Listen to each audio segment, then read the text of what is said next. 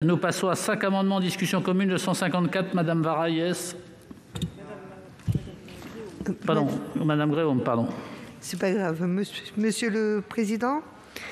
Cet amendement vise à augmenter l'objectif de vente en vrac défini par le présent article. Il reprend ainsi sans filtre la proposition de la Convention citoyenne qui vise à mettre en place progressivement une obligation de l'implantation du vrac dans tous les magasins et l'imposition d'un pourcentage aux centrales d'achat.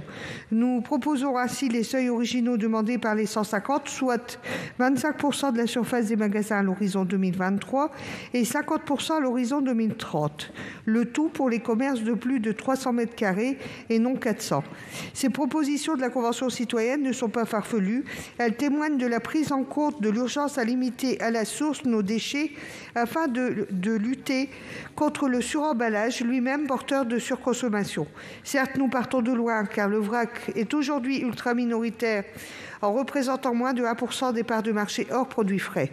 Pour autant, la demande est très présente, comme en témoigne la progression chaque année de 41% selon Réseau Vrac. Par ailleurs, ne renvoyer qu'à un objectif très lointain, comme le fait le présent article, puisque l'horizon est fixé à 2030, nous semble un mauvais signe envoyé aux centrales qui risquent de ne pas prendre d'ores et déjà les bonnes mesures et faire les bons choix. Pour cette raison, il nous semble important de fixer un double objectif, l'un l'horizon de 2 ans, d'ici 2023, pour éviter le statu quo, et l'un plus lointain pour définir l'objectif de long terme. Merci.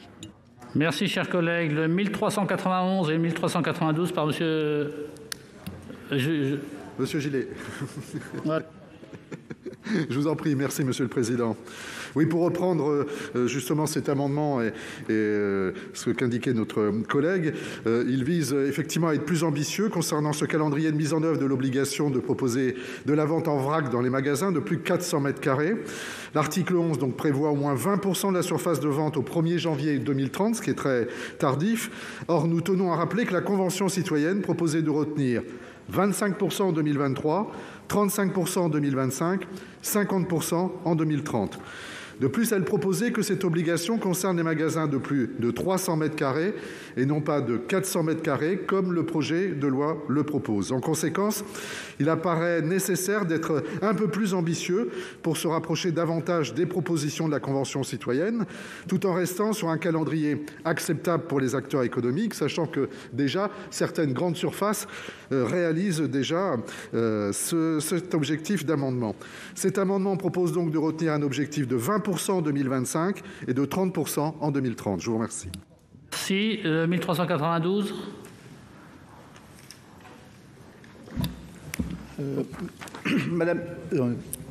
Monsieur le Président, Madame la Ministre, chers collègues, cet amendement, c'est un amendement de repli.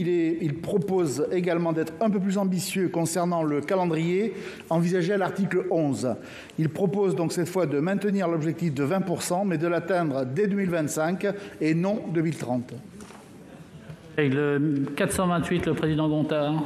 Oui, merci Monsieur le Président. Je voudrais d'abord me féliciter, ça a été rappelé, c'est vrai que de l'inscription de la définition juridique de la vente en vrac dans la loi AGEC, et c'était ici à l'initiative du Sénat avec d'autres dispositions sur le vrac.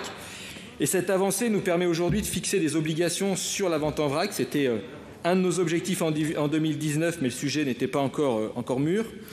2 ans après, nous avons fait des progrès et nous en félicitons. Cependant, les mesures proposées sur la vente en vrac dans ce texte restent peu ambitieuses. Soit la date est trop lointaine, soit le seuil est trop bas. Imposer aux magasins de plus de 400 mètres carrés de dédier 20% de leur surface à la vente en vrac et sans emballage d'ici 2030 est largement faisable, surtout si l'on considère que les étals de fruits et légumes en vrac répondent déjà à une bonne partie de cet objectif. Nos collègues socialistes, à l'instant, proposent d'avancer la date. Nous proposons, en lien avec les professionnels réunis dans le réseau VRAC, d'augmenter l'objectif. Il faut bien sûr laisser un délai suffisant pour permettre aux industriels et aux distributeurs de s'adapter. Nous nous rangeons donc derrière la date fixée de 2030. La date de 2030 permet de mettre en place des circuits logistiques nécessaires à la vente en vrac, permet aux distributeurs d'investir dans les installations nécessaires, que ce soit les silos pour les produits secs, les distributeurs pour les liquides, permet de former le personnel. Mais une fois ces investissements mis en place, il est envisageable de fixer un seuil beaucoup plus haut et nous proposons donc 50%. Par ailleurs, nous souhaitons, par l'adoption d'une mesure qui pourrait privilégier la grande distribution au détriment des plus petits commerces, aussi, comme la Convention citoyenne pour le climat, nous proposons la mise en place de la vente en vrac dans tous les magasins de vente au détail. Et ce seuil de 20% en 2030 nous semble à la fois opportun et tout à fait raisonnable. On le sait, nos concitoyennes et nos concitoyens plébiscitent la vente en vrac, mais beaucoup d'entre eux sont freinés justement par l'absence de telles surfaces de vente dans leurs magasins. Donc c'est tout l'objet de cet amendement. Merci. Merci. Le 1393, M. Bigot. Oui, comme vous l'aurez compris, nous tentons de proposer toutes les configurations possibles pour tenter de se rapprocher des propositions de la Convention citoyenne pour le climat. Nous proposons cette fois-ci de maintenir la date de 2030, mais de retenir un taux de 25%. Merci, Madame la rapporteure. Madame la rapporteure. Pardon, Monsieur le Président. Oui, la date de 2030 et la cible de 20% ayant été concertée avec l'ensemble des acteurs, il ne me semble pas opportun de les changer. De même, il ne me semble pas pertinent d'étendre l'obligation prévue par l'article 11 aux petits commerces. Pour ces petits commerces, nous avons créé un dispositif expérimental afin de trouver des solutions techniques visant à lever les barrières qui peuvent aujourd'hui entraver la vente sans emballage. Et donc, pour toutes ces raisons-là, les amendements 154, 1391, 1392, 428 et 1393 ont un avis défavorable. Merci, Madame la Ministre. Même avis. Même avis. Donc, je mets aux voix l'amendement 154 avec un double avis défavorable. Qui est pour? Pardon, Madame la Présidente Prima. Non, mais je me manifeste du coup avant la mise au vote. Non, simplement, je voudrais dire que bien sûr, on va suivre l'avis d'ailleurs et de la Commission et de Madame la Ministre. Moi, je me pose juste quelques éléments de réflexion. Premièrement, la vente en vrac aujourd'hui progresse, et elle progresse. Pourquoi? Parce qu'elle est demandée par les consommateurs. Donc, comme je suis plutôt dans la réponse aux consommateurs, je pense que c'est plutôt par la demande des consommateurs que par l'obligation des magasins qu'on y arrivera. Et d'ailleurs, les grandes surfaces qui n'ont rien de philanthropique développent naturellement leur rayon de vrac, puisqu'elles voient bien qu'une partie du marché est dans le vrac. Bon, donc d'une façon générale, je fais plus confiance à la responsabilité de nos concitoyens, qui me semble être de bonne réflexion. La deuxième chose, c'est qu'il faudra faire attention, et je m'adresse plutôt à Madame la Ministre, il faudra faire attention parce qu'il peut y avoir des magasins de surface supérieurs à 400 mètres carrés, qui sont des magasins qui vendent des produits de grande consommation. Je pense par exemple à des produits d'hygiène beauté, sur lesquels la vente en vrac, ou des drogueries par exemple, sur lesquels la vente en vrac est quand même extrêmement compliquée, parce que le produit peut être dangereux, parce que le produit ne se prête pas au déconditionnement du vrac. Simplement, voilà, dans le faire, il faudra être très attentif à ne pas mettre de côté un certain nombre de nos commerçants. Merci, le président Gontard. Oui, merci. Non, juste ajouter un élément, parce que bien sûr que les consommateurs, et on voit qu'on est qu'il y a une demande et qu'il faut justement à la fois répondre à cette demande, mais le rôle du législateur, c'est aussi de fixer des caps, d'aller plus loin, et que la vraie raison aussi du vrac, c'est bien sûr une demande du consommateur, mais c'est surtout de limiter les emballages, et c'est tout le sens du... en tout cas, c'est le sens, et c'est pour ça d'ailleurs que c'est dans ce texte-là. Donc je pense qu'il ne faut pas oublier l'objectif, et je voudrais dire aussi que sur notre amendement, c'était justement de faire très attention à la distorsion de concurrence qu'il peut y avoir entre très grandes surfaces, en tout cas grandes surfaces à 400 mètres carrés, et les plus petits commerces, qui pour certains se sont déjà passés en vrac, donc ce n'est pas une problématique particulière, mais en tout cas ça permettait de répondre à ce problème de concurrence. Merci, chers collègues. Je mets aux voix donc le 154 avec un double avis défavorable. Qui est pour? Qui est contre? Qui s'abstient? Il n'est pas adopté. Même vote pour le 1391. Même vote, il n'est pas adopté. Même vote pour le 1392. Il n'est pas adopté. Même vote pour le 428. Il n'est pas adopté. Même vote pour le 1393. Il n'est pas adopté. 3 amendements en discussion commune. Le 1067, Madame Lavarde. Il a été déjà largement présenté à la fois par les remarques de Madame Prima sur certaines catégories de magasins qui auraient des grandes difficultés à mettre en place la disposition parce que les produits qu'ils vendent sont par nature dangereux et ne peuvent pas être commercialisés sous forme de vrac. Et en fait, il s'agit de venir compléter le décret qui doit permettre la mise en application de cet article pour prendre en compte les spécificités qui, en l'état actuel de la rédaction, ne l'étaient pas. Merci. Madame Dumas, le 218. Oui, c'est exactement un amendement du même type. Simplement, je voudrais attirer l'attention de la Haute Assemblée sur le fait qu'il y a aussi le sujet pour le vrac des produits cosmétiques ou parfums et donc qui connaissent donc un certain nombre de difficultés par rapport à la date de 2030. Et donc, cet amendement vise aussi à prévoir que le décret d'application opère une distinction en fonction des circuits de distribution. Et le 1395, Monsieur Bigot.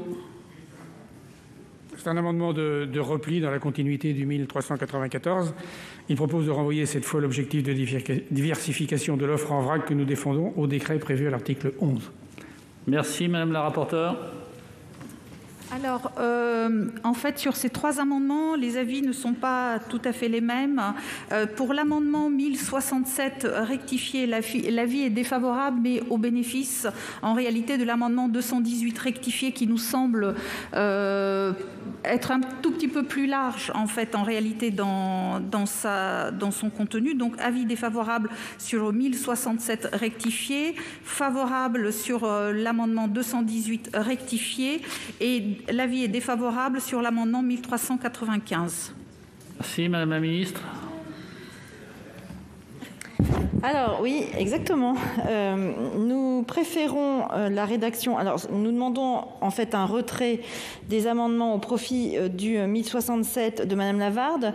On est sur les mêmes principes. Hein, on n'est pas sur des grosses différences, mais la rédaction proposée par Madame Lavarde inclut également la prise en compte des contraintes sanitaires et de sécurité liées aux produits, ce qui me paraît plus complet. Donc voilà pourquoi je préfère la rédaction 1067 de Madame Lavarde. Merci. Madame Dumas, le 218, vous le maintenez? Vous le retirez? Donc le 218 est retiré. Le 1395 est retiré aussi. Donc on vote sur le 1067 avec un avis défavorable de la commission, mais peut-être favorable cette fois-ci de la rapporteure et favorable du gouvernement. Qui est pour? Qui est contre? Qui s'abstient? Il est adopté. On entame trois amendements identiques. Le 221. Oui, Monsieur Cabanel. Oui, merci Monsieur le Président, Madame la Ministre, chers collègues. L'article 11 vise à accélérer la vente en vrac dans les grandes et moyennes surfaces. Si la réduction des déchets d'emballage ménager est un objectif que nous partageons tous, la généralisation de la vente en vrac est une solution particulièrement contre-productive pour la filière viticole. L'utilisation de verre est essentielle pour le conditionnement du vin. Participant de l'identité du vin, la bouteille est le contenant historique, traditionnel et le mieux adapté à son vieillissement. Du point de vue de la logistique, l'installation de tireuses dédiées à la vente en vrac entraînerait une réduction de l'espace disponible pour les autres produits. Cela causerait une baisse importante du nombre de références disponibles dans les rayons et pénaliserait les producteurs confrontés à cette réduction. Enfin, la bouteille de verre est de plus en plus souvent le support d'informations obligatoires, tels que les identifiants de traçabilité, le numéro du lot et bien sûr l'étiquetage qui offre de précieux renseignements aux consommateurs.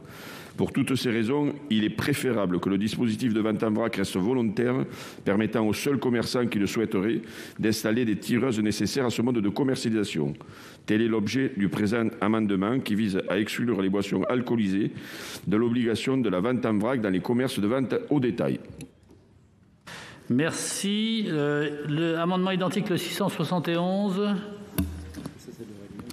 Oui, Monsieur le Président, je viens compléter ce que vient de dire Henri Cabanel par cet amendement qui vise à prendre en compte les spécificités du secteur des boissons alcoolisées, peu compatibles ou même pas compatibles avec la vente en vrac, en excluant les produits visés aux articles 402 bis, 403, 438 et 520A du Code général des impôts relatifs aux taxes de droit de consommation de la proportion de vente en vrac prévue au 1 de l'article 11.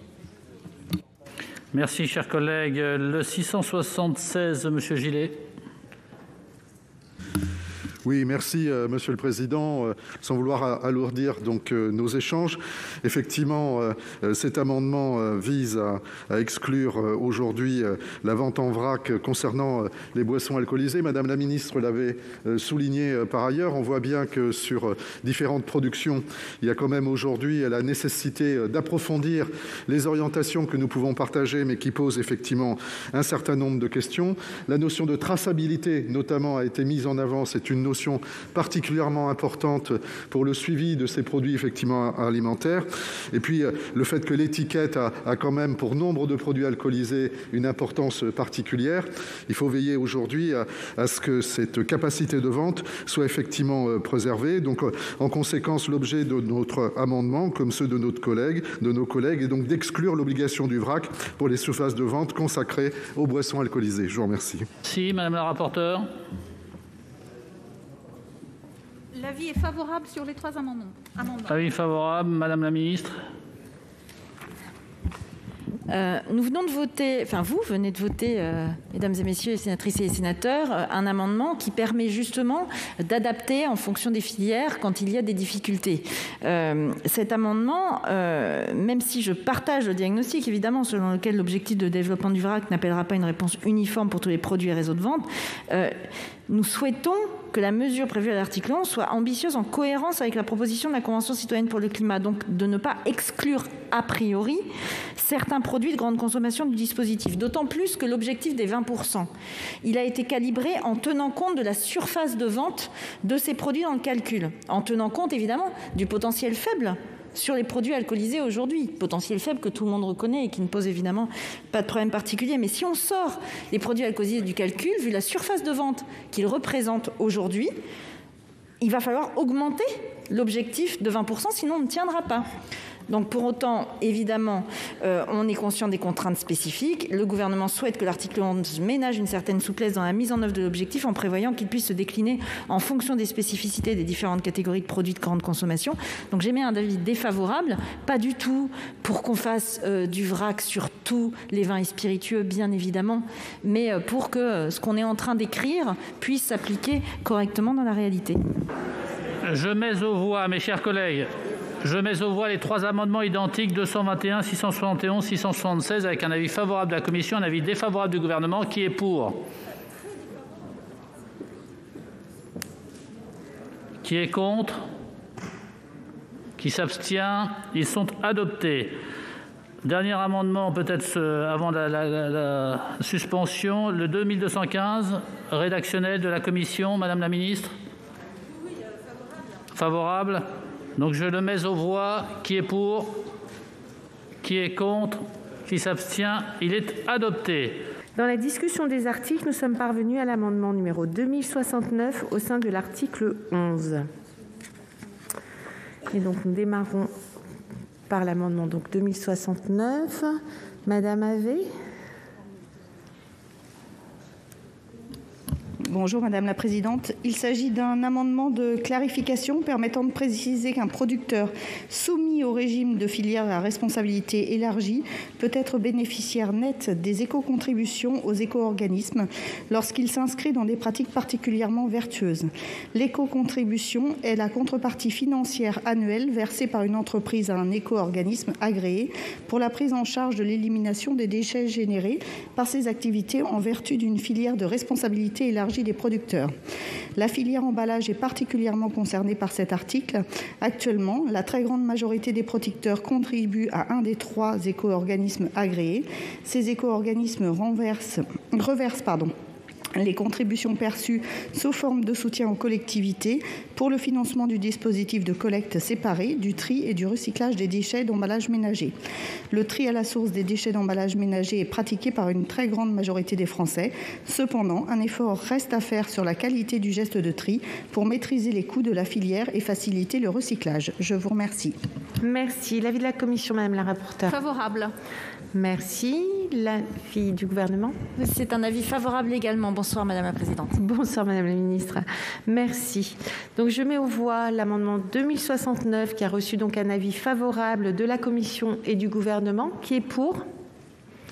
Qui est contre? Qui s'abstient? Il est donc adopté. 4 amendements faisant l'objet d'une discussion commune. Le numéro 560, Madame Apourceau-Poly. Merci Madame la Présidente. Madame la Ministre, dans sa rédaction issue de l'Assemblée, la loi prévoyait l'interdiction pure et simple des polystyrènes PS et polystyrènes expansés. Cette posture brutale ignorait la mise en place des filières de recyclage en devenir, notamment dans mon département, le Pas-de-Calais, avec 2 entreprises qui investissent, qui vont créer des emplois et vont permettre non seulement de trouver un débouché pour les polystyrènes produits dans l'avenir, mais également de recycler ceux qui s'entassent dans nos décharges ou doivent être brûlés faute de solution. Les objectifs fixés par la loi anti-gaspillage de 100% de produits polymériques recyclables d'ici 2025 est en bonne voie de se réaliser. Et une fois encore, j'ai eu l'occasion de constater en visitant l'usine Ineos à Vingles, en compagnie du maire et des élus, que nos entreprises ont de la ressource. Nous sommes en train de constituer un écosystème industriel pertinent à l'échelle du département, allant de la production au recyclage en passant par l'utilisation. En effet, au-delà de la seule question des PE-PSE, c'est aussi toute la filière agroalimentaire qui s'interroge. Les emballages à base de polymères styréniques sont indispensables pour la conservation et la production de nombreux produits, notamment les produits animaux tels que le poisson ou la viande. C'est aussi la filière du transport de marchandises qui a explosé avec le confinement, qui est tributaire d'emballages de protection. Nos collègues de la Commission ont modifié le texte initial pour exclure de l'interdiction les polymères recyclables. S'il s'agit d'un progrès, cela crée de notre point de vue une ambiguïté sur ce qui sera interdit ou pas et sur la manière dont les contrôles s'effectueront.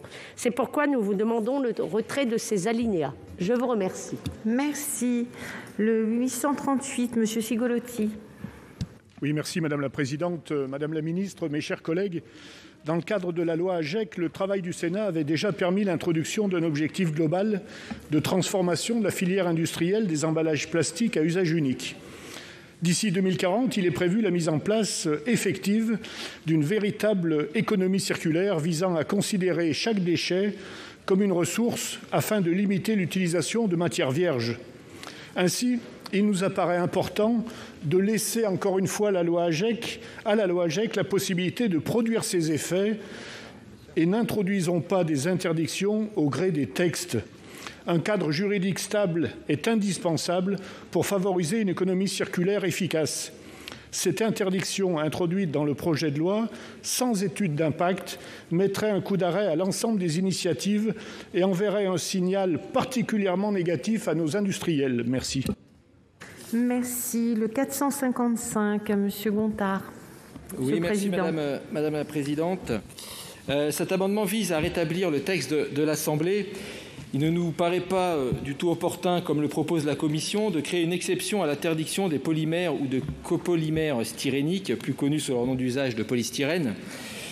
Permettez-moi déjà de commencer par une redéfinition de certains termes qui me semblent nécessaires. Un emballage à usage unique est un emballage qui n'est pas conçu, créé ou mis sur le marché pour être rempli à nouveau ou réutilisé pour un usage identique à celui pour lequel il a été conçu.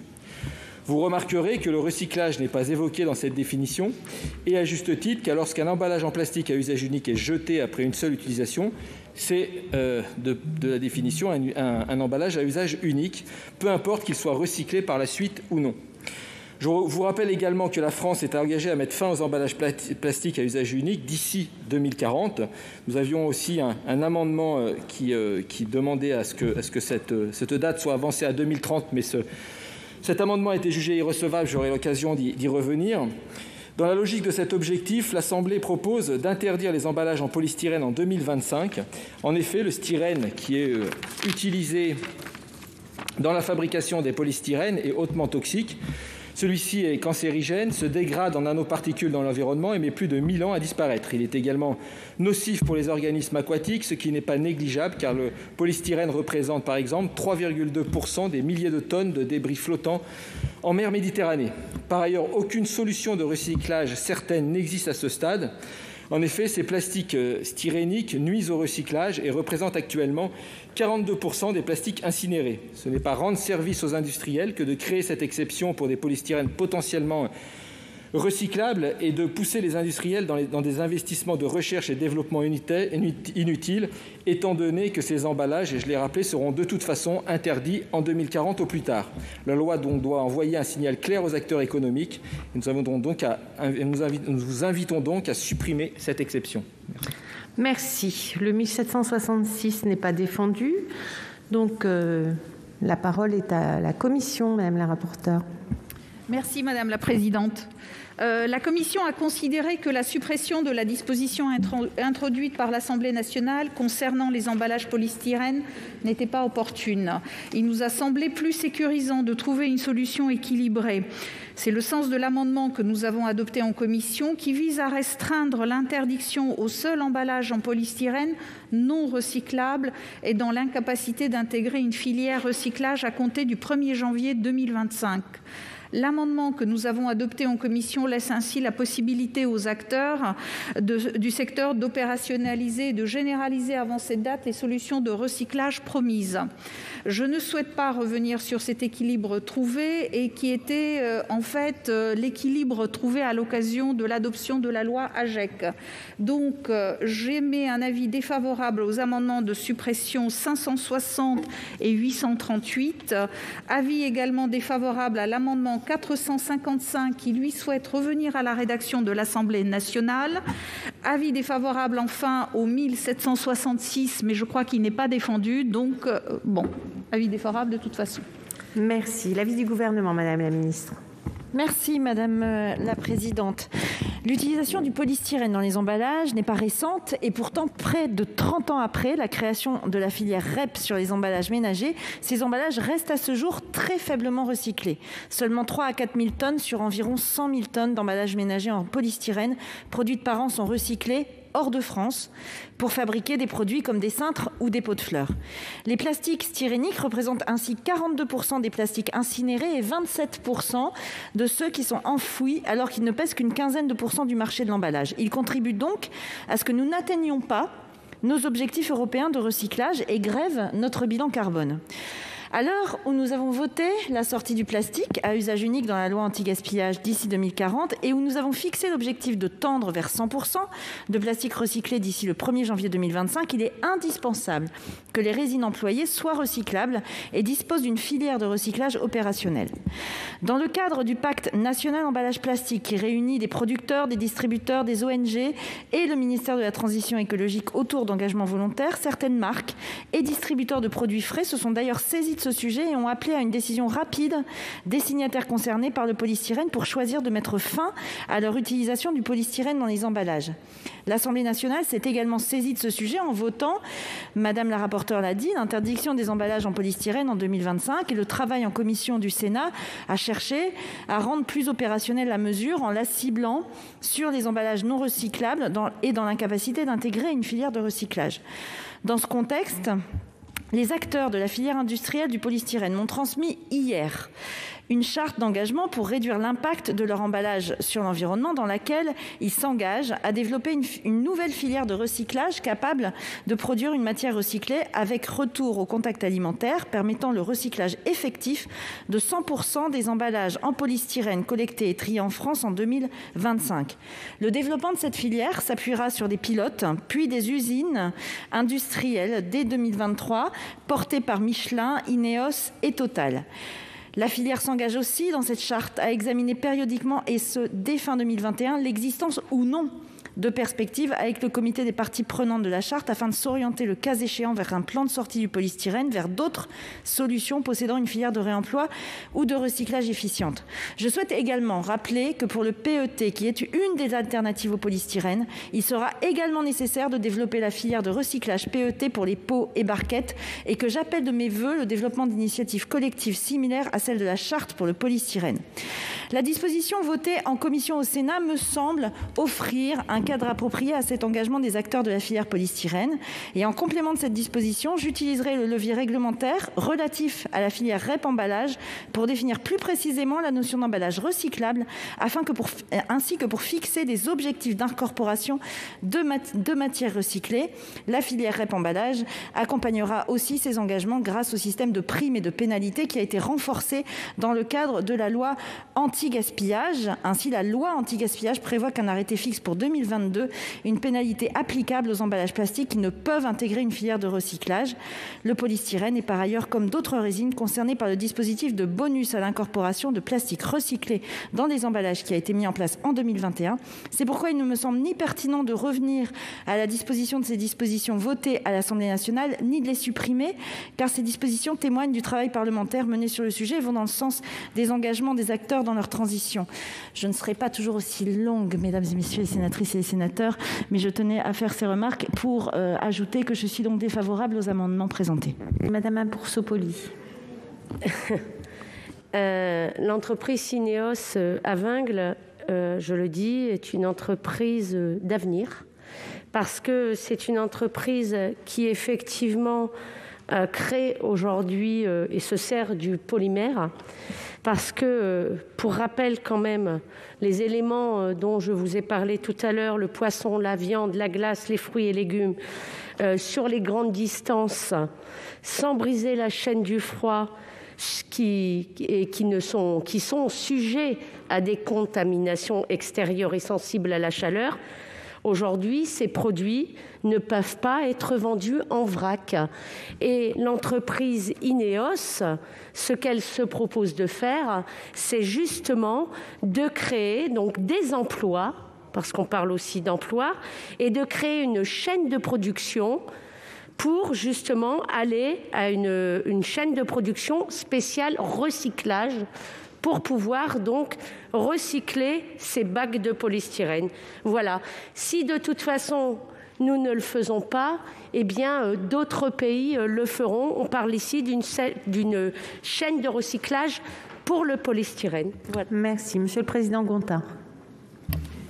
Oui, merci Madame la Présidente. C'était pour aller dans le sens de ce qu'a dit Angèle Préville. Je pense que sur la dangerosité du produit polystyrène, qui n'est plus à démontrer, mais surtout c'est sur le message qui du coup est donné, parce que ça veut dire qu'on dit encore une fois aux industriels continuez dans cette recherche, continuez à utiliser ce produit, alors qu'il me semble que la disposition qu'il y avait dans le texte de l'Assemblée nationale, qui d'ailleurs était, je crois, une disposition qui avait été intégrée par la majorité présidentielle, je ne comprends pas pourquoi on revient en arrière.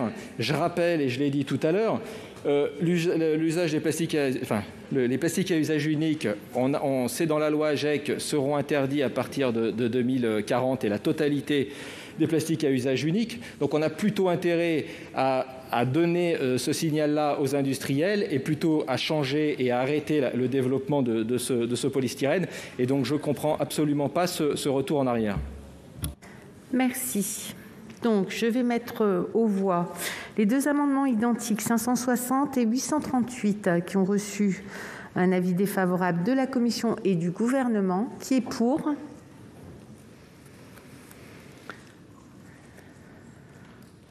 Qui est contre ? Qui s'abstient ? Ils ne sont pas adoptés. L'amendement 455, donc, qui a reçu un avis défavorable aussi de la Commission et du Gouvernement. Qui est pour ? Qui est contre ? Qui s'abstient ? Il n'est pas adopté. Je mets aux voix l'article 11. Qui est pour ? Qui est contre ? Qui s'abstient ? Il est adopté. À l'article 11 bis, l'amendement 2216, présenté par Madame le rapporteur. Il est rédactionnel, Madame la Présidente. Madame le ministre ? Avis favorable. Donc je mets aux voix l'amendement 2216, qui a donc un avis favorable du Gouvernement et présenté par la Commission. Qui est pour ? Qui est contre ? Qui s'abstient ? Il est donc adopté. Trois amendements faisant l'objet d'une discussion commune. Le 736, présenté par Madame Préville. Merci Madame la Présidente, Madame la Ministre, mes chers collègues. 80% des 1800 élus locaux ayant répondu à la consultation lancée par le Sénat sur le projet de loi Climat et Résilience constatent une augmentation des déchets issus de la vente à emporter et de la restauration livrée. 85% des répondants estimaient nécessaire de mieux lutter contre ces déchets. Le présent amendement vise à répondre à cette préoccupation en prévoyant qu'à compter du 1er janvier 2025, les services de restauration collective soient tenus de proposer aux consommateurs d'être servis dans un contenant réutilisable ou composé de matières recyclables dès lors qu'ils proposent des services de vente à emporter.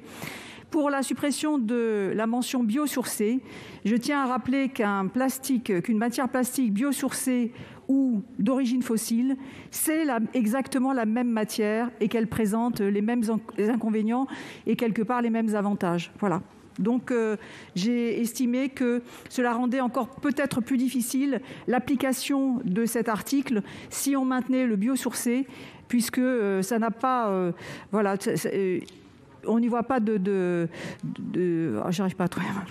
Il n'y a pas de progrès à forcément être sur le biosourcé, surtout qu'on peut se poser la question de d'où vient le biosourcé. Merci. 2 amendements identiques. Le 393, M. Cigolotti. Merci, Madame la Présidente. L'article 11 prévoit qu'à compter du 1er janvier 2025, les services de restauration collective proposant des services de vente à emporter sont tenus de proposer aux consommateurs d'être servis dans un contenant réutilisable ou composté de manière biosourcée et recyclable. Même si une utilisation raisonnée des emballages en plastique à usage unique reste un objectif pour le respect de l'environnement, il est important de soutenir l'ensemble des solutions innovantes sur lesquelles les industriels de l'emballage travaillent depuis déjà quelques années. Cet amendement vise donc, aux côtés des solutions de réemploi ou d'emballage biosourcé, à inclure les emballages recyclables, s'inscrivant ainsi dans des filières de recyclage opérationnel afin de poursuivre dans la continuité de la loi AGEC l'objectif d'atteindre le 100% de plastique recyclé à l'horizon 2025. Merci. Merci. L'amendement 563, M. Favreau. Madame la présidente, chers collègues, je reviens sur le sujet qui vient d'être évoqué, donc les emballages ménagers, et sur un produit que vous connaissez tous très bien pour avoir, au cours des mois passés, dégusté les mets que vous servez le restaurant du Sénat, puisque ce sont donc des contenants alimentaires, papier carton généralement, et qui sont à même d'accueillir les repas. Et donc, il s'agit là d'un amendement qui a déjà été visé par la Commission, et j'ai déposé sur l'amendement adopté par la Commission un amendement correctif, car je pense que les exigences du premier amendement me paraissaient excessives. En effet, le premier amendement précisait que les contenants réutilisables et composés de matières biosourcées ou recyclables, excusez-moi, j'ai un petit problème de classement. L'amendement visait des contenants réutilisables composés de matières biosourcées ou recyclables, et cet amendement, je suis vraiment, j'ai bien fait de le mettre par écrit d'ailleurs. Si le papier et le carton qui composent donc les contenants alimentaires dont je parle sont toujours recyclables et biosourcés, seuls certains plastiques utilisés pour les contenants alimentaires sont recyclables. Mais très peu de ces contenants sont biosourcés. Ce qui me fait dire que l'exigence du cumul du recyclable et du biosourcé est une exigence qui n'est pas justifiée. Et c'est la raison pour laquelle je demande que l'amendement soit modifié sur un point seulement, c'est-à-dire que cet amendement précise que les contenants alimentaires qui sont concernés doivent être composés de matériaux biosourcés ou recyclables et non biosourcés et recyclables. Voilà, avec quelques excuses pour ces hésitations qui ont affecté ma présentation. Merci. L'avis de la commission. Pour l'amendement 736, oui, il me semble, Madame Préville, de prévoir que... il me semble qu'il est nécessaire de prévoir que les contenants soient composés à la fois de matières biosourcées et recyclables. Et en effet, pour cette raison-là, je donne un avis défavorable à votre amendement. Sur les deux identiques, le 393 et le 563 rectifié, il est indispensable, en fait, je souhaiterais le rappeler, que les contenants soient composés de matières biosourcées et recyclables, en effet, et non pas biosourcées ou recyclables, car sinon nous prenons le risque que nous ayons une augmentation des refus en fait dans les centres de tri qui sont gérés par nos collectivités territoriales. Voilà la raison pour laquelle je donne un avis défavorable aux deux amendements. Merci Madame la rapporteure. Madame la ministre, pour l'avis du gouvernement. Oui, merci Madame la Présidente. Alors moi, j'émets un avis favorable à l'amendement 736 présenté par Madame Préville, parce qu'effectivement, la disposition telle que prévue actuellement ne permet pas l'utilisation de matières non biosourcées qui pourtant peuvent, pour certaines, être parfaitement recyclables, notamment en boucle fermée. Et à l'inverse, certaines matières biosourcées recyclables peuvent avoir un impact environnemental négatif, notamment lorsqu'elles viennent perturber le recyclage d'autres matériaux ou lorsqu'elles se retrouvent dans l'environnement. Et enfin, votre amendement met en cohérence cet article 11 bis avec les dispositions que nous avons récemment adoptées au Parlement dans le cadre de la loi anti-gaspillage, ce qui me paraît nécessaire pour que tous les établissements proposant des repas à emporter aient les mêmes règles à respecter.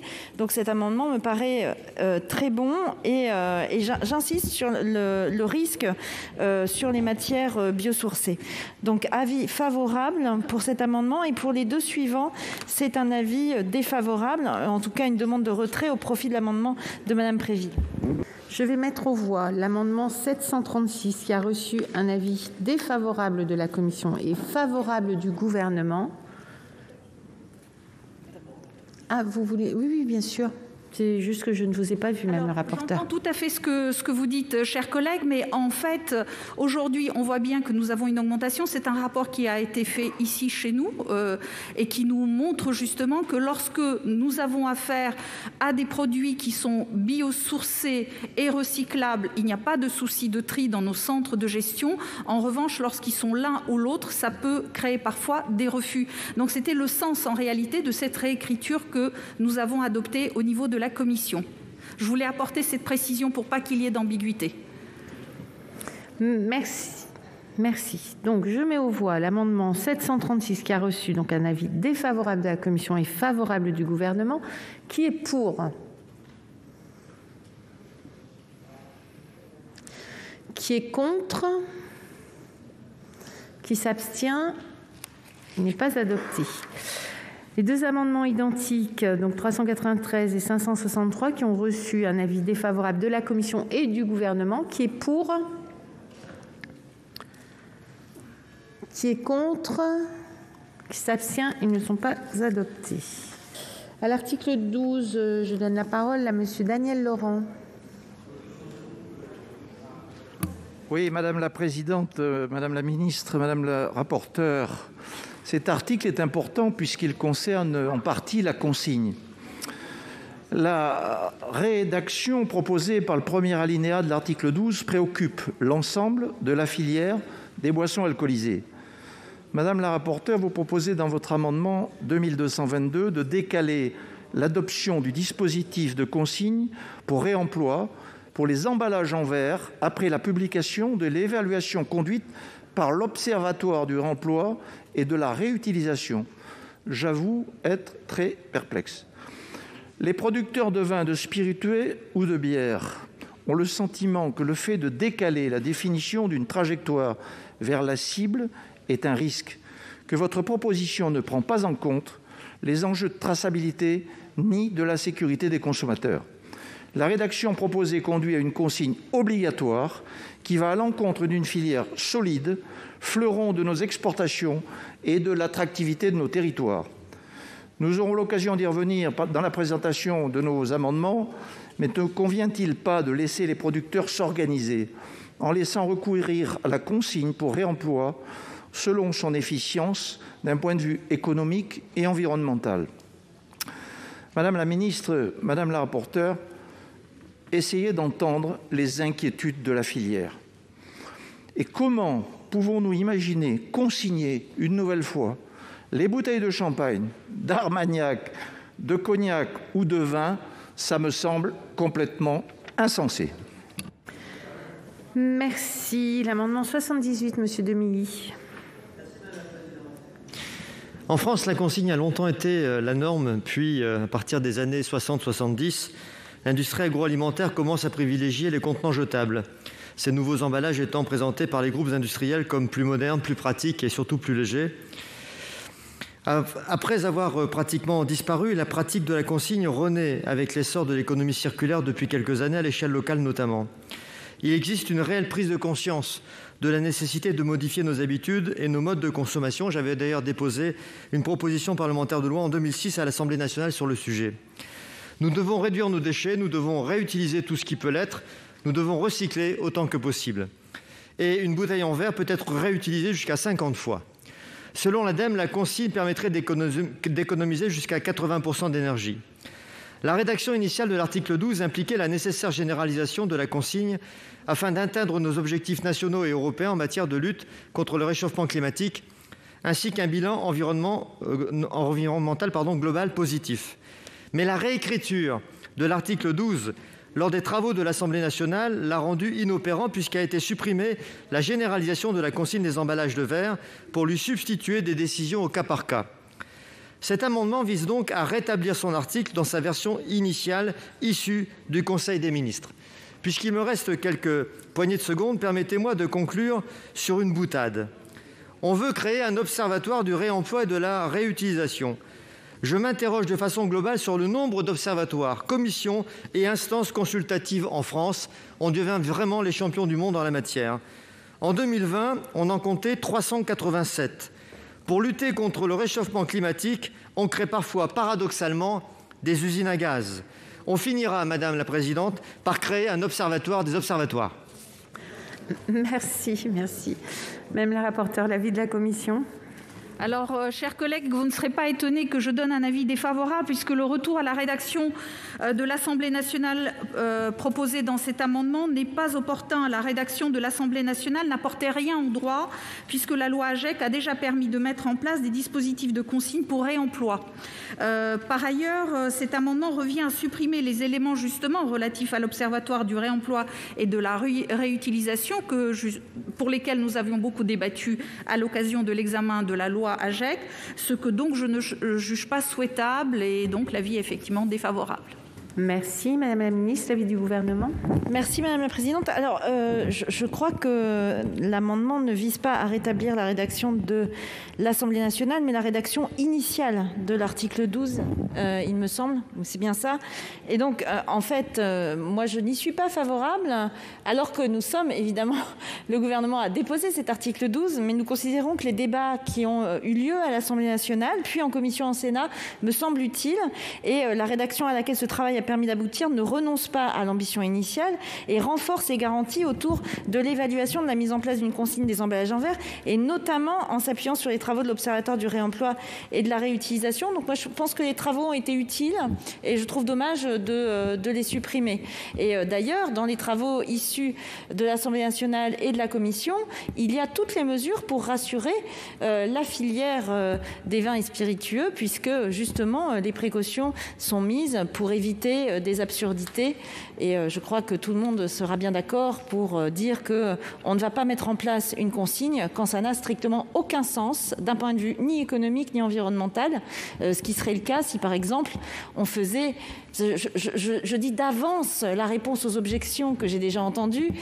Il est évident que quand on fait par exemple beaucoup d'exportations, le bilan environnemental pour aller rechercher à l'étranger une bouteille de vin ou une bouteille de spiritueux est mauvais. Sans avoir fait 100 heures d'études sur le sujet, on peut le dire tout de suite.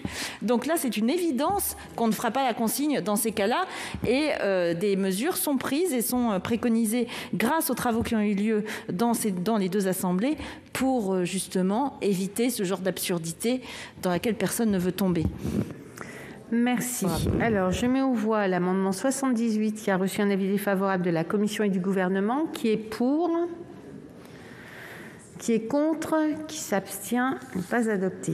18 amendements faisant l'objet d'une discussion commune. Le 226, Madame la présidente Delattre. Merci Madame la Présidente. Madame la Ministre, mes chers collègues, dans son rapport remis en mars dernier, l'ADEME, qui est une agence reconnue pour son expertise, Madame la Ministre, et présidée d'ailleurs par un Girondin, estimait qu'il était possible d'atteindre l'objectif de 90% de collecte de bouteilles en verre en 2029 sans recourir à la consigne. L'ADEME a pointé des pistes d'amélioration comme le renforcement de la tarification incitative, la densification de points d'apport de proximité ou encore la mise en place d'un dispositif de contrôle du geste de tri. La solution repose sur la combinaison de ces différents leviers d'amélioration auxquels peut s'ajouter un dispositif de consigne qui doit être volontaire. En effet, les bénéfices environnementaux d'une généralisation nationale d'un dispositif de consigne pour réemploi ne vont pas de soi, comme le souligne le rapport de l'ADEME qui estime qu'au-delà de 260 km, alors Madame la Ministre, quand vous nous parliez de l'export, 260 km, on est encore en France. Donc au-delà du bénéfice, au-delà de 260 km, le bilan environnemental est négatif. Or, la France ne compte pas ou peu de bassins de consommation exclusivement régionaux. Les transports des bouteilles en verre vide à travers l'ensemble du territoire pourraient donc avoir un lourd impact environnemental. Des initiatives en matière de consigne naissent au niveau local sur la base du volontariat, y compris au sein de la filière viticole, très volontaire en la matière, je puis vous l'assurer, lorsque ce dispositif est adapté au regard de la demande et qu'il n'implique pas de transport de bouteilles vides sur des longues distances. Laissons aux producteurs la possibilité de s'adapter au contexte local sans leur imposer une obligation contre-productive du point de vue environnemental. Or, cet article amendé en commission, ici au Sénat, en proposant la mise en place d'une trajectoire d'évolution de la proportion minimale d'emballage en verre réemployé à mettre sur le marché annuellement en France, rendrait ce dispositif trop contraignant, mettant plus qu'à mal la filière, ce qui n'est pas le moment, mes chers collègues. Madame la rapporteure, ne soyez pas jusqu'au-boutiste, le toujours plus peut être néfaste. Le présent amendement vise donc à revenir à l'équilibre adopté par l'Assemblée nationale en supprimant cette trajectoire et en précisant l'aspect volontaire du dispositif de consigne pour réemploi lorsque le bilan environnemental, économique et social global est positif, comme il est aujourd'hui, je vous le rappelle. Merci. 4 amendements identiques. Le 66, Monsieur Laurent. Oui, le présent amendement, Madame la Présidente, vise à supprimer la définition par décret d'une trajectoire d'évolution de la proportion minimale d'emballage en verre réemployé à mettre sur le marché annuellement en France. Le réemploi du verre est principalement effectué via les dispositifs de consigne et de vrac. Il a été reconnu que pour les bouteilles en verre destinées à contenir des boissons alcoolisées, soit près de 90%, les possibilités de vente en vrac sont limitées et risquent donc de rendre le dispositif inopérant. La mise en place du dispositif de consigne pour réemploi doit être envisagée à l'aune de sa pertinence environnementale. Et pour compléter ce que disait Madame la Ministre tout à l'heure, simplement lui dire que, bien sûr, qu'on comprend que vous n'avez pas envie de consigner peut-être les bouteilles de nos bons produits que nous avons en France, mais vaut mieux l'écrire que le dire. Merci. Le 123, Monsieur Chassaing. Madame la Présidente, mes chers collègues, donc c'est le même amendement qui vise à supprimer la définition par décret d'une trajectoire d'évolution de la proportion minimale d'emballage en verre réemployé à mettre sur le marché annuellement en France. Un dispositif similaire est déjà prévu par la loi. L'article 67 de la loi relative à la lutte contre le gaspillage et l'économie circulaire prévoit déjà la définition par décret d'une trajectoire d'évolution de la proportion minimale d'emballage réemployé à mettre sur le marché sans distinction de matériaux. Merci. Merci. Le 224, Madame la Présidente Nathalie Delattre. Oui, merci Madame la Présidente. Madame la Ministre, mes chers collègues, la Commission de l'aménagement du territoire et du développement durable a intégré au sein de l'article 12 la définition par décret d'une trajectoire d'évolution de la proportion minimale d'emballage en verre réemployé à mettre sur le marché annuellement en France. Ce faisant, la généralisation de la consigne pour réemploi a désormais valeur contraignante. Comme je l'ai expliqué précédemment, la consigne pour réemploi est un dispositif inadapté aux besoins du secteur de la vigne et du vin. L'impact environnemental d'une telle mesure généralisée à l'échelle nationale est très incertain et potentiellement délétère. Il est indispensable de conserver le caractère volontaire de ce dispositif pour tenir compte des situations et des contextes au cas par cas et laisser les initiatives émerger. Par ailleurs, l'article 67 de la loi relative à la lutte contre le gaspillage et à l'économie circulaire prévoit déjà la définition d'une telle trajectoire sans distinction de matériaux, ce qui me paraît préférable, sachant que la pertinence environnementale et économique de la consigne pour réemploi pour les emballages en verre doit faire l'objet d'une évaluation avant le 1er janvier 2023, c'est donc demain. Le présent amendement vise donc à supprimer la mise en place d'une trajectoire d'évolution de la proportion minimale d'emballage en verre réemployé à mettre sur le marché annuellement, ce qui ne veut pas dire que la filière ne fait pas d'efforts. Bien au contraire, et je voudrais la saluer à cette occasion. Merci. Merci. L'amendement 952, M. Montaugé.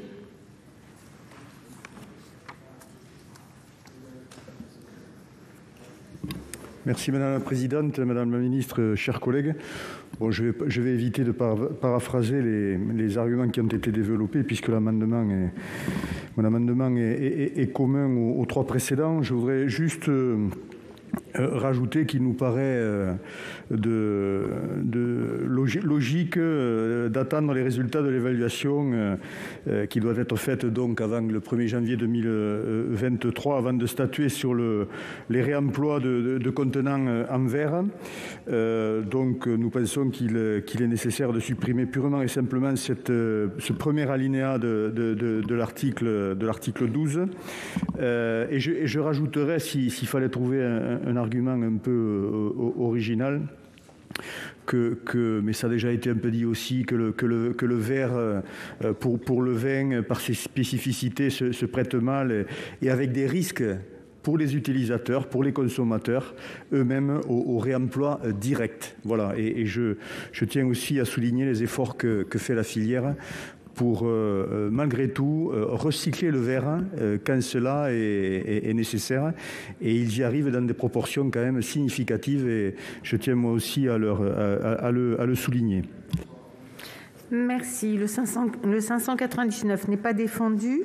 Le 771, le président Gontard.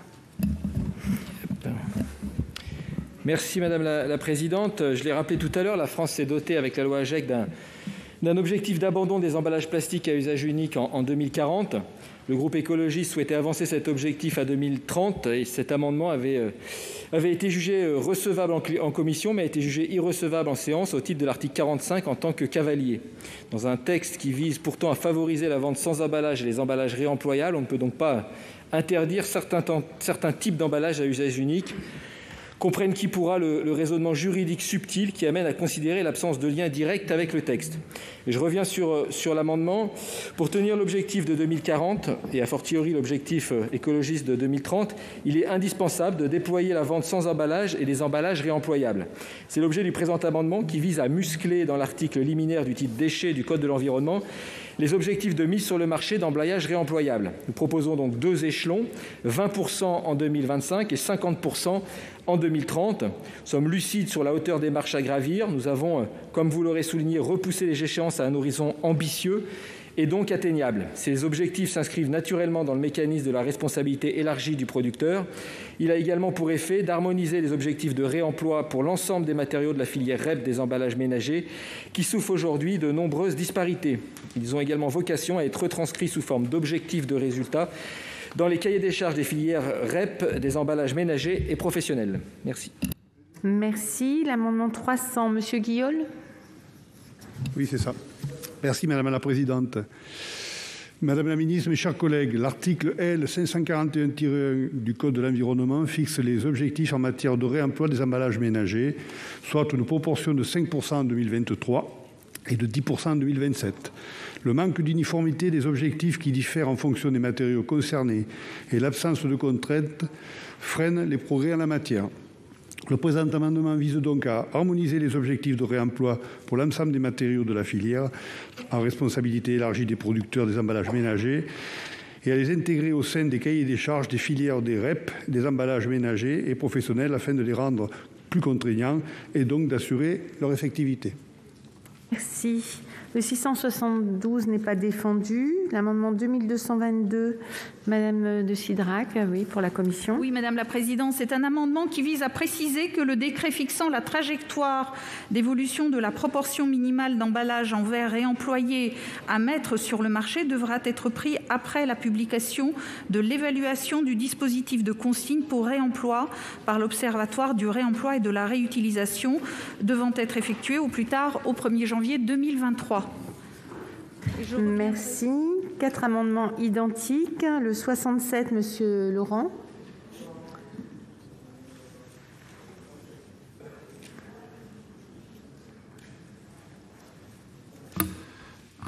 C'est un amendement de repli puisque le présent amendement vise à exclure les boissons alcooliques de la définition par décret d'une trajectoire d'évolution de la proportion minimale d'emballage en verre réemployé à mettre sur le marché annuellement en France.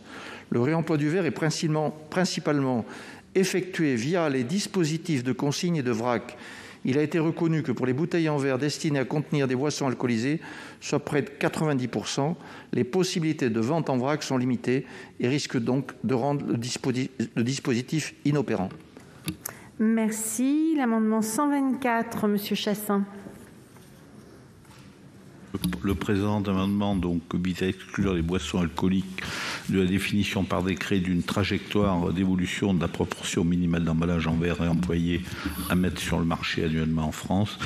Un dispositif similaire est déjà prévu par la loi. Je répète, l'article 67 de la loi relative à la lutte contre le gaspillage et l'économie circulaire prévoit déjà la définition par décret d'une trajectoire d'évolution de la proportion minimale d'emballage réemployé à mettre sur le marché sans distinction de matériaux.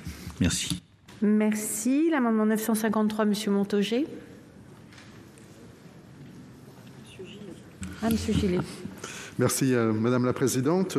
Donc cet amendement est un amendement de repli. Il vise à exclure les boissons alcooliques de la définition par décret d'une trajectoire d'évolution de la proportion minimale d'emballage en verre employé à mettre sur le marché annuellement en France. Donc un dispositif similaire, comme on l'indiquait, déjà prévu par la loi. L'article 67 de la loi relative à la lutte contre le gaspillage et à l'économie circulaire prévoit déjà donc la définition par décret d'une trajectoire d'évolution de la proportion minimale d'emballage réemployé à mettre sur le marché. Comme ça a été souligné, le réemploi du verre s'effectue principalement via les dispositifs de consigne en vrac. Donc le présent article, tel qu'issu des travaux de la Commission, dispose justement qu'une évaluation d'un dispositif de consigne pour réemploi pour les emballages en verre est effectuée avant le 1er janvier 2023 par l'Observatoire du réemploi et de la réutilisation, donc prévu à l'article ad hoc et qui atteste de sa pertinence environnementale et économique. Cela souligne bien l'intérêt du dispositif, l'intérêt du dispositif n'est pas encore assuré, d'autant plus que l'ADEME doit mener des travaux complémentaires. Plus encore, plus de 90% des emballages en verre sont destinés à contenir des boissons alcoolisées pour lesquelles le réemploi, déjà possible sous forme volontaire, n'offre que des avantages très limités compte tenu des enjeux de préservation de la qualité et de distance entre les lieux de production et ceux de consommation. Au vu de ce qui précède, il apparaît donc incohérent de définir une trajectoire pour les emballages de boissons alcoolisées en l'absence d'une analyse préalable de la pertinence des dispositifs qui permettrait de la déployer. Merci. L'amendement 1785, Monsieur Klinger. Oui, merci Madame la Présidente. C'est un amendement qui est identique à celui de mon collègue Daniel Laurent. Alors je ne vais pas répéter les mêmes arguments de tout le monde, simplement vous exposer une expérience personnelle. J'étais il y a quelques années encore directeur d'une cave coopérative viticole et nous avons, il y a une vingtaine d'années, on a tous arrêté les emballages consignés, tout simplement parce qu'il y avait des coûts de manutention, qu'il y avait aussi, qu'on s'est rendu compte qu'on transportait à travers toute la France des bouteilles vides. Je ne suis pas certain que le bilan carbone soit positif avec toutes ces émissions de gaz à effet de serre. Et tout simplement parce que le coût était plus cher.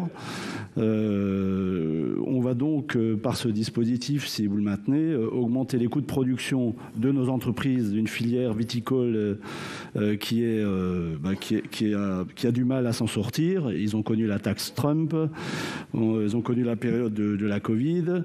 On rajoute le coût de gel qui s'est encore rajouté en début d'année. Donc je pense qu'on pourrait un peu attendre sur ce système de verre consigné qui, franchement, n'a pas beaucoup d'avantages. Gardons le système des apports de points volontaires de collecte de verre. Cela fonctionne très très bien. Donc ne rajoutons pas des charges à nos entreprises françaises qui ont des difficultés parce que nos collègues européens, eux, ne le feront pas. Merci. L'amendement 1366, Monsieur Guiol. C'est ça.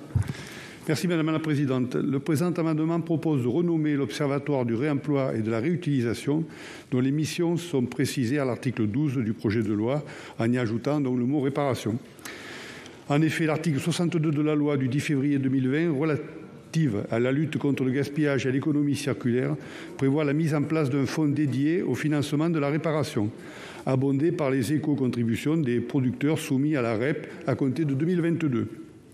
Dès lors, et par cohérence, l'Observatoire pourrait être chargé du suivi des informations et des études liées à la réparation ou encore de l'impact du fonds de réparation sur le nombre de réparations effectivement réalisées, sur les coûts de cette réparation restant à la charge du consommateur ou des pièces détachées.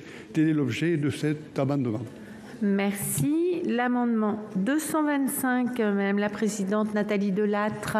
Et je vais juste vous demander de faire un tout petit peu moins de bruit. Merci. Merci, chère Présidente, Madame la Ministre, mes chers collègues. C'est un amendement de repli. Je voudrais juste redire que le recyclage de verre n'est pas jugé problématique par l'ADEME. Au contraire, elle note l'exemplarité du recyclage de ce matériau.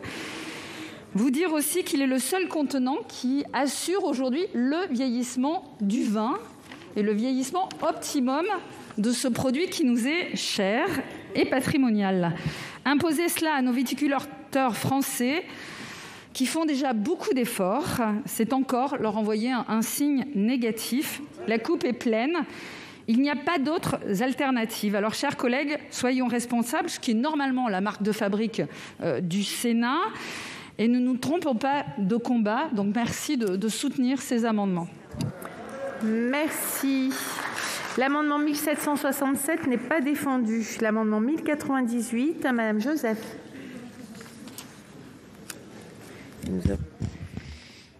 Madame la Présidente, le présent amendement vise à modifier l'alinéa 6 de cet article 12, modifier la rédaction proposée, d'insérer les mots « en concertation avec les professions concernées » afin de connaître au mieux les contraintes et les réalités des professionnels, des professions concernées par cet article. La concertation de ces derniers ne pourra qu'être bénéfique à l'analyse conduite par l'Observatoire du réemploi et de la réutilisation. Il importe de tenir compte de l'ensemble des enjeux pour élaborer au mieux une politique nationale qui posera les jalons vers un bilan environnemental global positif. Merci. Alors, l'avis de la Commission pour l'ensemble de ces amendements, Madame la rapporteure. Oui, merci Madame la Présidente. Évidemment, mes commentaires seront un petit peu longs, compte tenu du nombre d'amendements qui ont été déposés, tous allant plus ou moins dans le même sens. Donc, je vous prie de m'excuser par avance, je serai moi-même un tout petit peu longue. Donc, à l'article 12, la Commission a souhaité répondre à une préoccupation locale forte, puisque plus des 90% des 1800 élus locaux qui ont répondu à notre consultation, qui a été lancée donc par le Sénat sur le projet de loi climat et résilience, estime pertinent de généraliser une consigne pour réemploi sur le verre. Nous devons, il me semble, écouter cette demande de nos élus locaux en charge du service public de gestion des déchets. Pour autant, nous avons souhaité avancer sur la question du réemploi avec pragmatisme, puisque j'entends toutes les questions et toutes les interrogations que vous pouvez avoir sur les bancs de cette Assemblée, et aussi dans le respect évidemment des différentes filières économiques que j'ai eu moi-même en contact et qui nous ont appelés à plusieurs reprises. Nous avons donc adopté un amendement prévoyant qu'une évaluation de la pertinence économique et environnementale de la consigne en verre devra être réalisée avant 2023.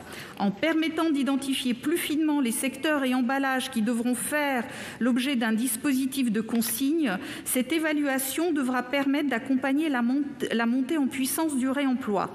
L'amendement adopté en commission prévoit d'autre part que soit définie par décret une trajectoire d'évolution de la proportion minimale d'emballage en verre réemployé à mettre sur le marché annuellement en France.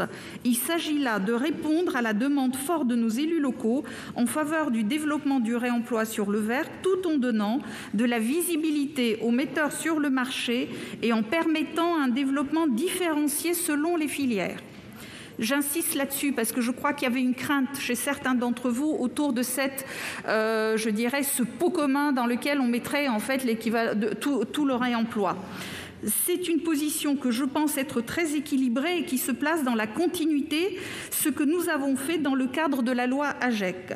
Pour clarifier la rédaction adoptée en commission et pour répondre à la préoccupation légitime soulevée par plusieurs amendements déposés à l'alinéa 1, je vous ai proposé un amendement de clarification visant à préciser que le décret définissant la trajectoire d'évolution de la proportion minimale d'emballage en verre réemployé à mettre sur le marché annuellement en France ne pourra être pris qu'après l'évaluation environnementale et économique de l'Observatoire pour le réemploi et la réutilisation. Donc, avis défavorable aux amendements de suppression, j'espère ne pas me tromper dans les numéros, le 226, le 66, le 123, le 224 et le 952, car pour partie satisfait par l'amendement de clarification que je vous ai proposé, qui est le 2222, que je vous ai présenté tout à l'heure. Je suis également défavorable aux 599, 771 et 300 qui visent à accroître les objectifs de mise sur le marché d'emballage réemployé. La loi AGEC prévoit déjà des objectifs de mise sur le marché d'emballage réemployé, 5% en 2023 et 10% en 2027. De l'avis de l'ensemble des parties prenantes, ces objectifs sont déjà très ambitieux. Il ne me semble donc pas pertinent de les accroître. Par ailleurs, je suis défavorable aux amendements prévoyant d'exclure les boissons alcoolisées de la trajectoire de mise sur le marché d'emballage réemployé en verre. L'évaluation des dispositifs de consigne pour l'Observatoire du réemploi et de la réutilisation permettra de toute manière de cibler précisément les filières privilégiées dans le développement de la consigne. Or, le décret fixant la trajectoire de mise sur le marché d'emballage réemployé en verre, prévu par cet article 12, n'interviendra qu'après cette évaluation. Le dispositif est donc suffisamment sécurisé pour les producteurs de boissons alcoolisées. Donc, avis défavorable aux 672, 67, 124, 953 et 1785. Également avis défavorable au 1366 qui étend l'Observatoire de la réutilisation, en fait confie des missions supplémentaires à l'Observatoire de la réutilisation et du réemploi à la réparation. Je pense qu'il aura suffisamment de missions et de tâches de toute façon pour ne pas les alourdir. Ensuite, avis défavorable pour le 225 pour les mêmes raisons que précédemment évoquées. Le retour à la rédaction de l'Assemblée nationale constituerait un recul d'un point de vue environnemental par rapport à ce que nous avions voté dans cette Assemblée. Ensuite, avis défavorable au 1767. L'évaluation de la consigne pour réemploi sur les emballages en verre doit être la plus large possible. Il ne semble pas opportun de la limiter au seul emballage de boissons comme le prévoit cet amendement. Enfin, avis favorable au 1098. Je ne sais pas s'il était défendu celui-ci, j'ai un petit doute. Une meilleure association des professions concernées peut contribuer à étudier plus finement les filières pour lesquelles il est pertinent économiquement et environnementalement de mettre en place des systèmes de consigne pour réemploi sur le verre, et celles pour lesquelles ce n'est pas le cas. Voilà, mes chers collègues, les différents avis qui ont été émis sur ces amendements. Je crois qu'il y en avait 18, donc j'ai été un tout petit peu longue, je vous prie de m'excuser. Ouais. Madame la rapporteure, si vous pouviez ne pas défendre, on va dire, ceux qui ont déjà pas été pris parce que les sénateurs sont absents, parce que c'est un peu difficile dans toute la masse de retrouver. Alors, donc, normalement, pour moi, vous êtes défavorable à tout, sauf le vôtre et le dernier, le 1098. On est d'accord. Merci beaucoup. Excusez-moi, Madame la Ministre, c'est à vous pour l'avis du Gouvernement. Je vous en prie, Madame la Présidente, merci. Je voulais répondre à quelques arguments que j'ai entendus pour essayer d'éclairer un petit peu les débats. D'abord, j'ai entendu des arguments sur l'intérêt de réemployer les bouteilles en verre au regard du recyclage, en disant qu'il y a quand même beaucoup de bouteilles en verre qui sont recyclées, et donc pourquoi finalement perdre un peu du temps, de l'énergie à réemployer les bouteilles. En fait, on a de nombreuses études en ACV sur les systèmes existants qui démontrent l'intérêt environnemental du réemploi. L'impact environnemental des dispositifs de réemploi dépend de plusieurs facteurs, les principaux étant le taux de réutilisation du contenant, les distances et les modes de transport, le taux de recyclage de l'emballage à usage unique avec lequel ces dispositifs sont comparés. Dans le cas de la bouteille en verre, c'est l'étape de fabrication de l'emballage qui est la plus impactante d'un point de vue environnemental. Les impacts proviennent très majoritairement de la production du verre. Ainsi, une bouteille en verre qui est réemployée a un meilleur bilan environnemental qu'une bouteille en verre recyclée dès les premières réutilisations. Et une étude de l'ADEME qui date de 2018 et qui a analysé 10 dispositifs de réemploi du verre conclut que sur tous les indicateurs et dispositifs étudiés, le système avec réemploi a une performance environnementale supérieure ou égale au système sans réemploi réutilisation. Il y avait en France aussi une étude, l'étude de Roche, qui est un peu plus ancienne, qui date de 2009, qui conclut que le réemploi des bouteilles en verre dans le contexte de la brasserie Météor permet de consommer 76% d'énergie primaire en moins, d'émettre 79% d'émissions de gaz à effet de serre en moins, de consommer 33% d'eau en moins par rapport au recyclage, sachant que le nombre de réutilisations de la bouteille est de 20, avec une distance de distribution moyenne de 260 km. Les brasseries Météor, elles réemploient 60% de leurs bouteilles, ce qui est très intéressant, et ils le font depuis très longtemps, et ça se passe a priori très bien.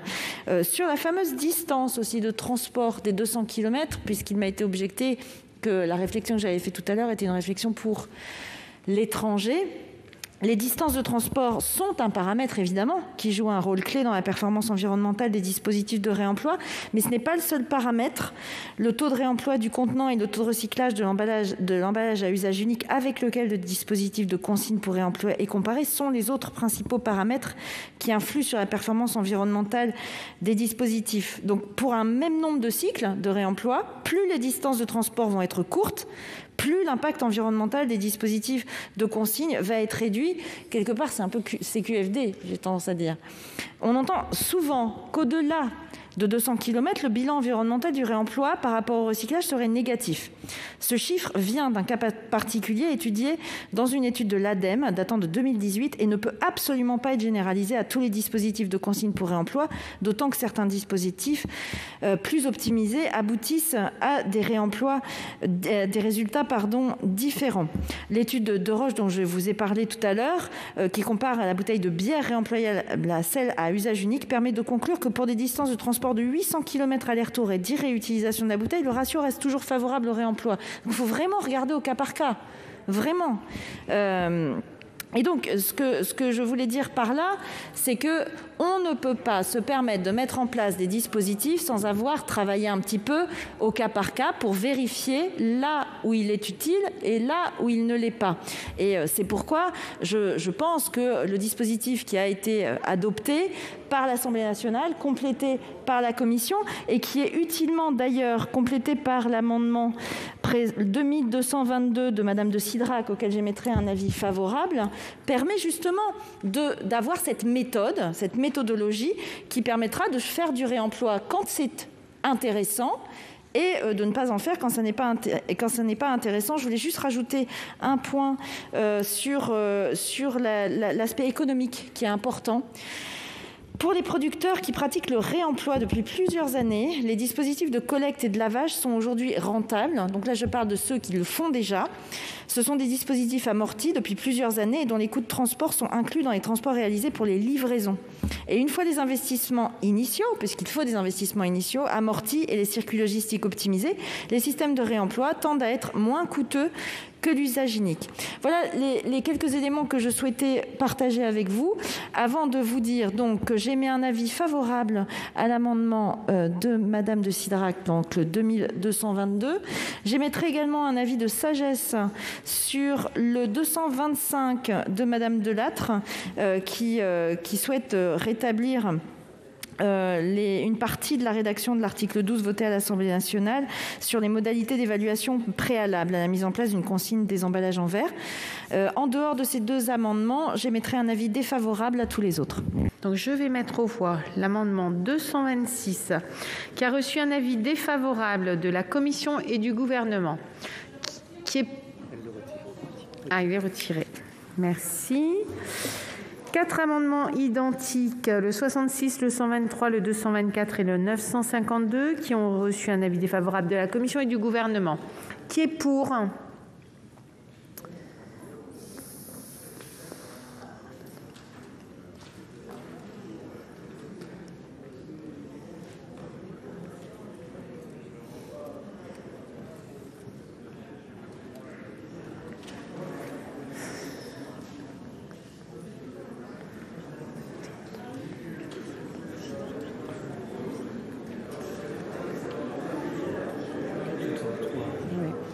Qui est contre? Qui s'abstient? Ils sont adoptés. Jusqu'au 1785 inclus. Alors, donc, le 771 tombe, le 300 tombe, 67, 124, 953 et 1785 tombent. S'il vous plaît, un tout petit peu de silence, merci beaucoup. L'amendement 1366 qui a reçu un avis défavorable de la Commission et du Gouvernement, qui est pour, qui est contre, qui s'abstient, il n'est pas adopté. L'amendement 225 qui a reçu un avis défavorable de la Commission, un avis de sagesse du Gouvernement, qui est pour le 225, qui est contre, qui s'abstient, n'est pas adopté. L'amendement 1098 qui a reçu un avis favorable de la Commission et défavorable du Gouvernement, qui est pour cet amendement, qui est contre, qui s'abstient, il est donc adopté.